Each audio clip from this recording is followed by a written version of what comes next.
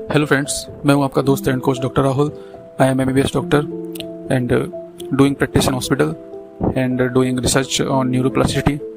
तो दोस्तों, आज का हमारा टॉपिक है ट्रॉमा, जिसको हिंदी में आघात बोलते हैं। तो लाइफ में ना बहुत लोग इस चीज़ से गुजर रहे हैं, ट्रॉमेटिक इंसिडेंट से गुजर रहे हैं, जिनका चाइल्डहुड का ट्रॉमा होता है, बचपन के आघात होते हैं उनको, एडल्ट ट्रॉमा होता है। जैसे कि बचपन में किसी के साथ ऐसी चीज़ हो जाती है जिसको हम बोलते हैं कि छेड़छाड़ हो गई या फिर हरेसमेंट हो गया कोई किसी बच्ची के साथ। और जब वो बच्ची या बच्चा जब बड़ा होता है, तो जब वो बचपन का इंसिडेंट होता है उनका, तो उनके एडल्टहुड में क्या इफेक्ट डालता है, वो मैं सब आपको इस वीडियो में बताऊंगा। और उसको ठीक कैसे किया जाता है वो भी इस वीडियो में बताऊंगा। जैसे कि और भी चीज़ें होती है, जैसे कि आपका कोई क्लोज चला जाए, दुनिया छोड़ के चला जाए, या किसी से ब्रेकअप हो जाता है, जो भी चीज़ें होती है वो भी एक ट्रॉमेटिक इंसिडेंट होता है।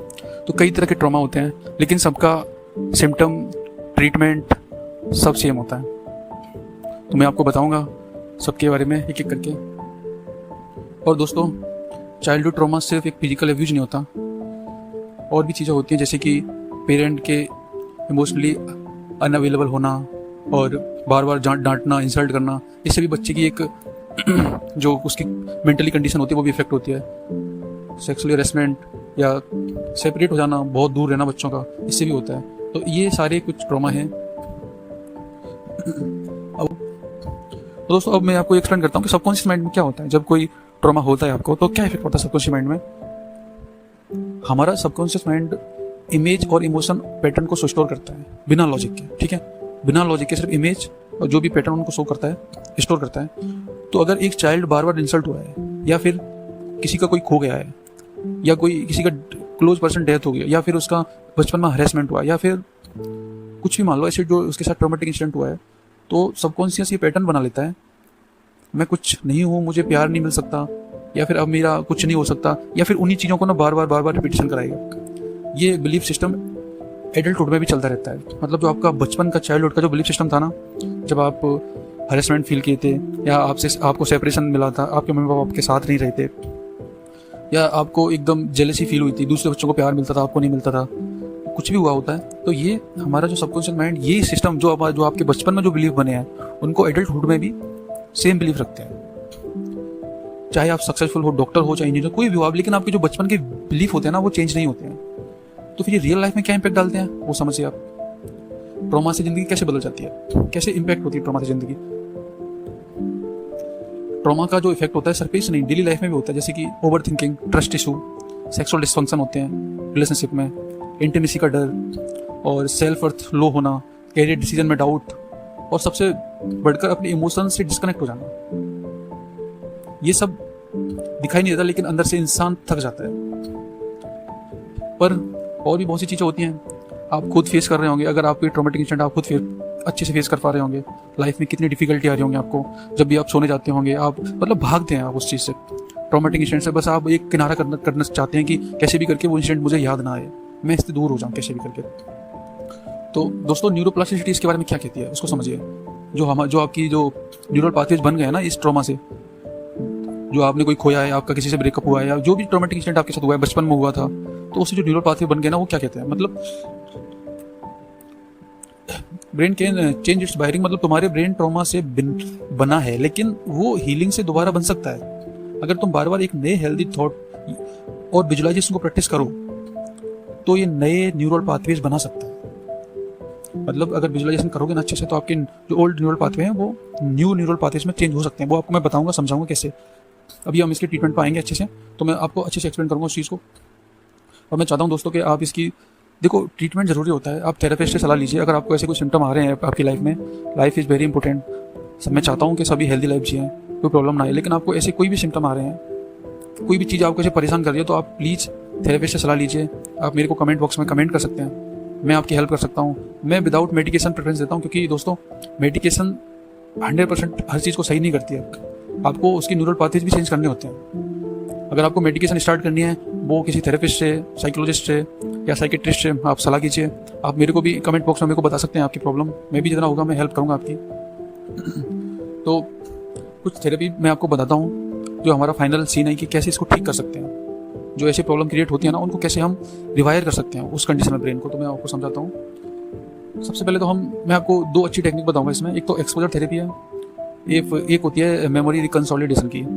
एक्सपोजर थेरेपी में हम क्या करते हैं कि एक चीज़ समझिए आप पहले कि आप इस ट्रॉमा में परेशान क्यों हो रहे हैं। पता है आपको, क्योंकि आपके जो इमोशन है ना, जो भी आपको थॉट आता है उससे आपके इमोशन जुड़े हुए हैं। समझ रहे हो? क्योंकि अगर आप इन थॉट में से आपके इमोशन हटा दें, इमोशन मीन्स आपका रोना, चिल्लाना, चीखना, गुस्सा करना, ये इमोशन, अगर आप इन थॉट से इमोशन हटा दो तो आपके ये थॉट तो आएंगे। देखो, थॉट तो माइंड में आते रहते हैं, हजारों लाखों थॉट आते हैं, बट ये इमोशन फिर आपको परेशान नहीं करेंगे। आई मीन ये थॉट आपको फिर परेशान नहीं करेंगे क्योंकि इनमें इमोशन नहीं बचा है। तो एक्सपोजर थेरेपी वही कहती है। एक्सपोजर थेरेपी के द्वारा हम जो हमारे थॉट होते हैं ना, उनसे इमोशन बाहर निकालते हैं। जैसे कि इसमें क्या होता है, थेरेपिस्ट क्या करते हैं कि जो आपको मेमोरी फील हुई है ना, जो ट्रॉमेटिक मेमोरी फील होती है, उसको ना गाइडेंस के द्वारा बैठा के आपको उसी ट्रॉमा में, मतलब उसी मेमोरी वापस ले जाएंगे और आपको बोलेंगे कि आप सोचिए, और जो आपको फील हो रहा है ना, आप फील करिए। आप रोना चाहते हो रोइए, आप चिल्लाना चाहते हो चिल्लाइए, आप हंसना जो भी हंसे वो तो क्यों ट्रॉमा है,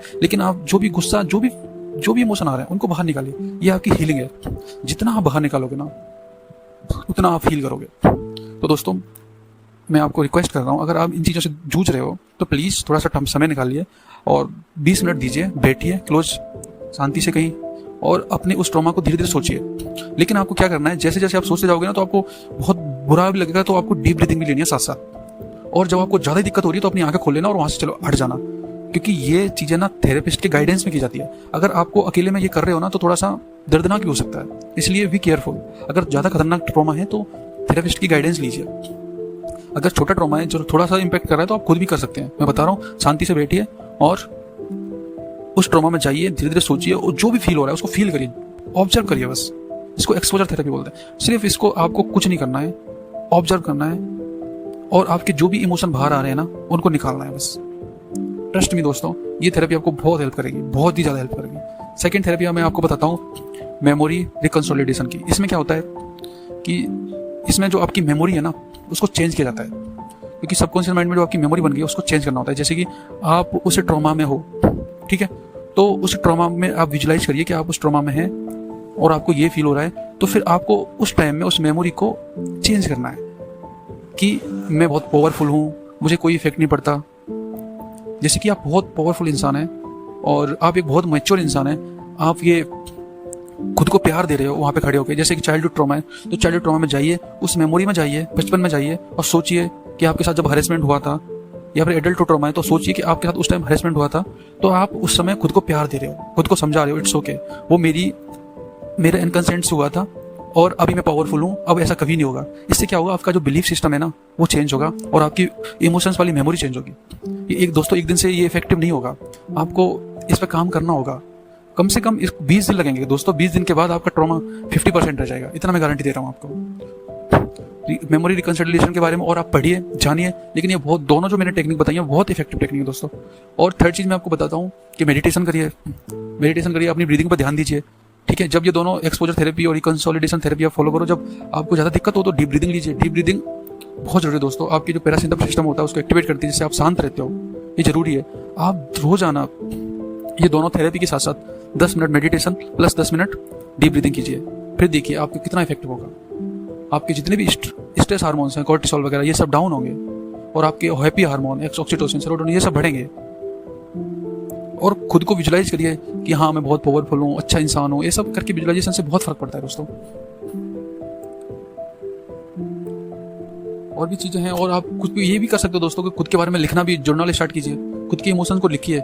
इस ट्रॉमेटिक मोमेंट में क्या आपको इमोशन आए थे, उन इमोशन को लिखने से भी बहुत सी चीजें हील होती हैं। क्योंकि जब आप लिखते हो ना, सीधा आपके जो, जैसे नाइट में आप लिख के सोए, आपके सबकॉन्शियस माइंड में वो चीजें सेव होती हैं, तो जब आप सुबह उठोगे ना तो आपको कुछ अलग ही फील होगा। ऐसा आप करके देख लीजिए, 2 दिन करके देख लीजिए। नाइट में ना एक डायरी बनाइए, उसमें अपने थॉट को लिख के सोइए, जो थॉट आ रहे हैं उनको लिख के सोइए, और फिर लास्ट में उनको ये लिखिए खुद के मन से कि अब मैं क्या कर सकता हूँ, उनका सॉल्यूशन क्या है, तो सॉल्यूशन भी लिख के सोइए। सुबह देखना आप अलग ही फील करोगे। क्यों? क्योंकि ये माइंड है, माइंड को समझाना पड़ता है। अब आपने समझाया नाइट में, उसको गाइड किया, तो सुबह वो आपको अच्छे से अच्छा मिलेगा, प्रिपेयर मिलेगा। अब रात में ही आप उसमें इतना सारी चीजें लेके सोओगे, इतना सारा स्ट्रेस, इमोशंस, ट्रॉमा, तो सुबह तो फिर वही सेम ही है ना, आपके सबकॉन्शियस माइंड में तो वही जा रहा है ना, आपको वो तो हील करना पड़ेगा।